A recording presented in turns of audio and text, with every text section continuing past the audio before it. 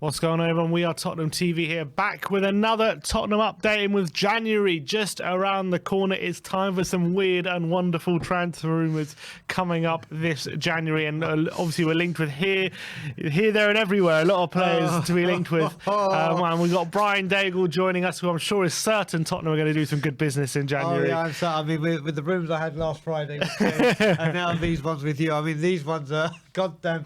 It's like Panto season has come to We Are Tottenham TV. So, well, let's start off with a definite one that's going to happen. According to AS Sport, Tottenham have sounded out the possibility of signing Antoine Griezmann due to the financial situation from Atletico Madrid. It makes the move very possible. Is that one you would want over the line? In true Panto season, oh no, they haven't. We have not seen. He's behind you. Oh Jesus Christ! Here we go. As far as funny ones go, this is absolutely priceless. There is absolutely no chance of this happening. Listen, Atletico Madrid can't afford him, so all of a sudden we're going to stump up the crazy money. What was he on? 700,000 at Barca. What, a week? Yeah. Can't be that much. It was something ridiculous at Barca. I don't know if you can check that out. I'm going to check what he's on now. Yeah. It was something ridiculous. Or check out what it was on at Barca as well. It was something maybe in euros. 700,000 euros. So what is it? $793 per week. 1,000. Yep, he's coming to Spurs. He's coming. If it's subsidised. Antoine Griezmann's coming to town. If he's subsidised. Oh, it's brilliant. Yeah, it's not happening. Is that one you would want, though? 30 years of age? Listen, if you can get Antoine Griezmann, I can't believe I'm saying, if you can get him in, it's not happening. If you can get him in, of course you take him. Maybe he's French. I don't know how that is correlated. Conte's Italian, not French. Who knows? Maybe if Conte can convince him. Maybe, listen, Conte could probably convince him. If Barca and Atletico really can't afford to keep him on because of their situation, maybe they could subsidise him for us. They'd have to heavily. We'll pay about 5%. Yeah, I mean, listen, if it could be done, I mean, to me, this is like literally flying pigs. What about like a loan deal, where we just pay the wages? Just pay the wages. What, the 800 grand? 800 grand. Yeah, why not? Why not? Levy's going to have absolutely. In that movie, What Women Want, when Mel Gibson gets shocked and he can hear what women want. That's going to happen to Levy tomorrow, but all of a sudden he'll want to spend money. And he'll go, yeah, 800,000 a week, no problem whatsoever. Listen, if Griezmann could come, I can't believe I'm saying these words, then obviously you try and get him. We've got Conte, why can't we get Griezmann? Well, on that theory, yeah, but I just can't see it. Man, I'm saying just make some space on your arm, yeah, for another tattoo. This one's tempting. No, don't. Just stop right there. Let's move on to the next topic. Moving on, we got from Gazzetta dello Sport in Italy. They are reporting Paratici has presented the idea of doing a swap deal with Juventus involving Dejan Kulusevski and Giovanni Lo Celso. According to Gazzetta, Antonio Conte likes Dejan Kulusevski and wants him to play in a 3-4-2-1 on the right behind Harry Kane, which obviously is currently Lucas Moura's position. Obviously, there's been rumours about Kulusevski for the past few weeks. Lo Celso can't quite get fit. Would you mind if Lo Celso was used in a swap deal in this kind of way? To tell you the truth, Stephen, I think it's the only way we can do it. Because I don't think we're going to be able to get the finances for him. I don't think we're going to be able to get anywhere near the transfer fee we paid for him. He just can't keep fit. And the way that this is going to happen is rather than a team investing money, they'll say, okay, let's try and work out some kind of part exchange or whatever. And I think this is the way we need to use any transfer with Lo Celso, is try and do a swap deal. And by the sounds of it, this guy's pulling up trees at Juve. And he's also quite versatile. He can play on the wing, and you play kind of up front, or he can kind of play in the whole kind of thing. He's got pace, and he's definitely a player with a lot of potential.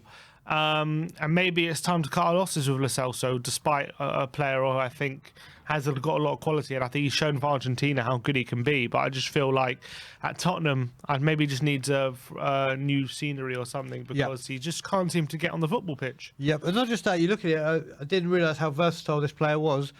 We need a bit of versatility. All right, we've got Dyer that can play in a few, but we need someone from midfield going forward that can actually be a bit versatile and can fit into slots. Should we need to freshen up or someone's injured? So I think this is this potentially looks like a really good deal. And I feel like as well, if we want to give Son a rest, you've got Bergwijn there on the left-hand side. But if you want to give Lucas a rest, Bergwijn's not as comfortable on the right, and we don't really have a player really who is very good on the right. So maybe he could ticks all the boxes. Yeah, maybe he could be a good player to bring in. So hopefully something can happen there. Next one is about Fabio Paratici again, and according to reports in Spain from Mundo Deportivo, Fabio Paratici is targeting potential free agents to sign for Spurs, who are in their last 6 months of their contract before next season. Which is obviously something he did a lot at Juventus, obviously with the likes of Aaron Ramsey and people like that. They also go on to say Tottenham are pushing hard to sign Ousmane Dembele, who will not be renewing his contract at Barcelona.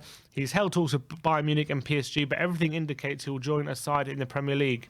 And if you look at the names of players who are ending their contract the next 6 months. You got Mbappe, which of course he'll be free. Griezmann. Him and Griezmann up front. Yeah, him and Griezmann up front next year. You got Paul Pogba. He's got 6 months left. Who played his best football under Conte. Just saying, he did when he was at Juventus. So basically signing the French team. Well, you got Paulo Dybala, who's got 6 months left. Frank Kessie, who him and Romagnoli, according to 90 Min, are Tottenham are looking to sign them up on pre-contracts. You got the likes of Brozovic, who used to play for Conte at Inter Milan. You got Rudiger at Chelsea, who Conte brought to Chelsea.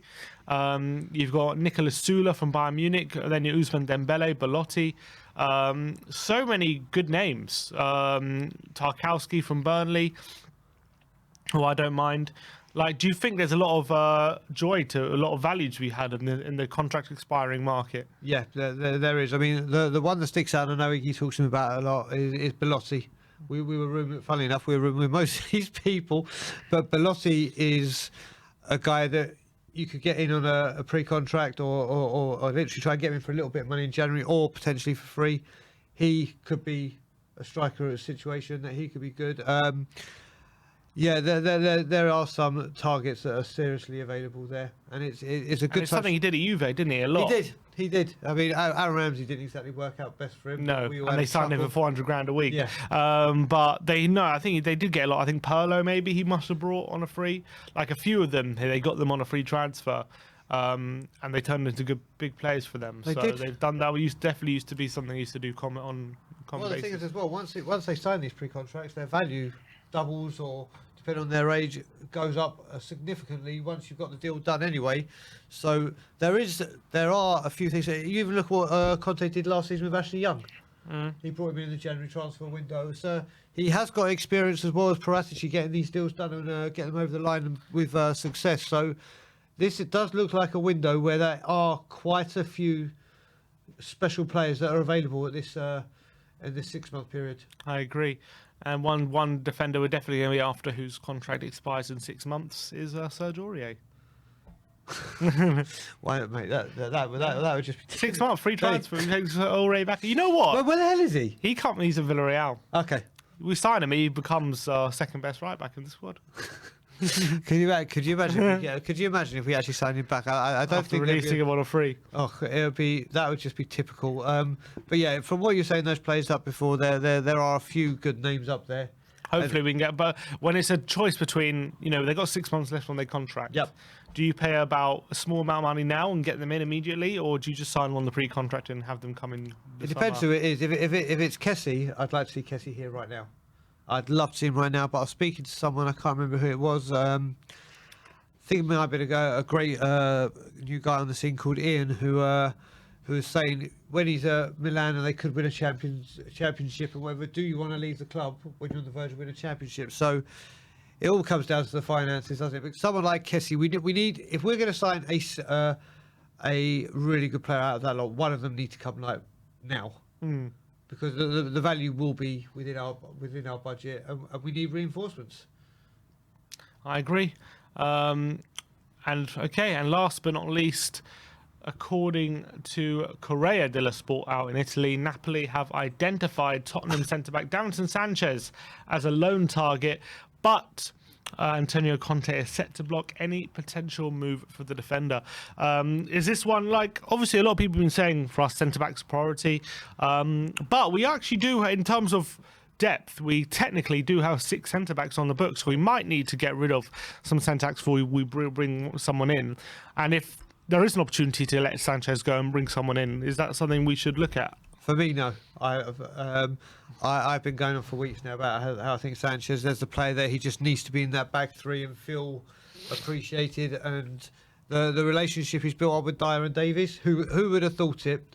I mean, like I said, he's not the most aesthetically pleasing defender, but he's been getting the job done. And even at Palace, again, when we were there, him and Dyer and Davies are still going up. They're in the penalty area, the opposition penalty area, in like the 85th minute trying to score. I think they've done really well. I really don't want to see Davinson Sanchez leave. Yes, I agree. When Romero's back, he takes that position all day long when he's fully fit. And Davinson Sanchez will have to work to try and get the other spots.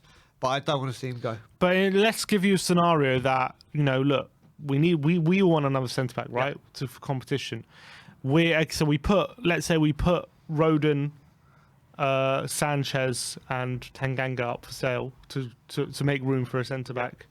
And then Sanchez is the only one we're getting bids for. Do we let him go? This is the thing. See, you ask all the good questions, Simeon. You really Carty, do we let him go in that situation to make room for another centre back? So this is the thing. That depends who the other. If we have De Vrij. Yes. You let him go. I can't be on a show with you before saying, listen, no need for sentiment. If we find an upgrade, we get an upgrade. Then you say Davinson Sanchez. I go, no. No, listen. This is where the sentiment has to stop. If we can get a better player in every single position, obviously you're not going to find better than Kane. It's going to be very hard to find better than Reece. It's going to be very hard to be better than Son.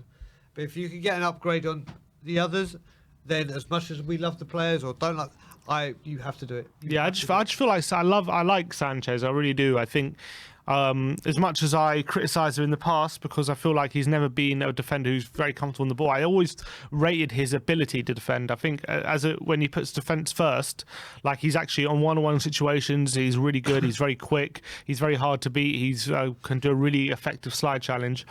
But in this system under Conte, you can see how much responsibility he does give to his defenders, especially on the ball. And you can see even with Ben Davies, how much he's asked to provide an option in the final third.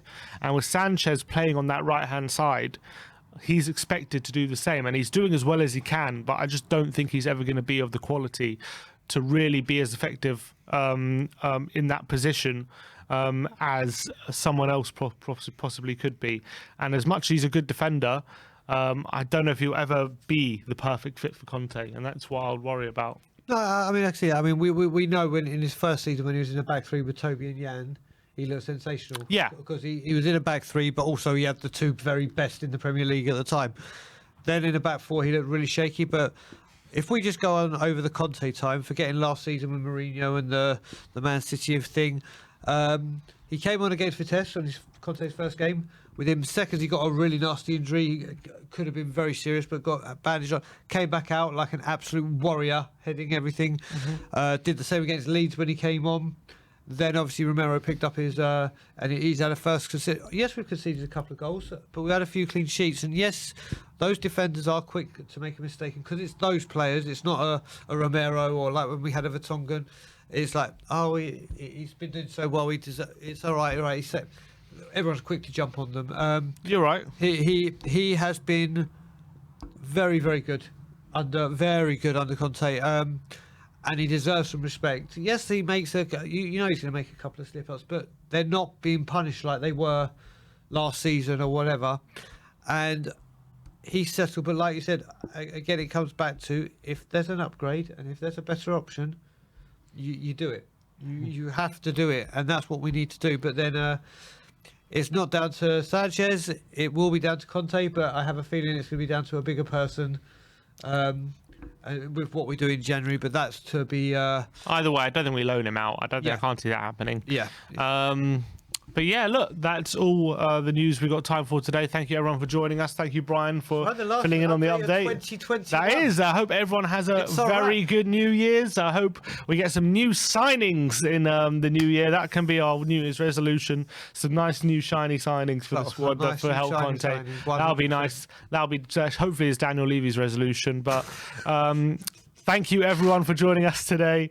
Like, subscribe, and comment. And as always, come on you Spurs.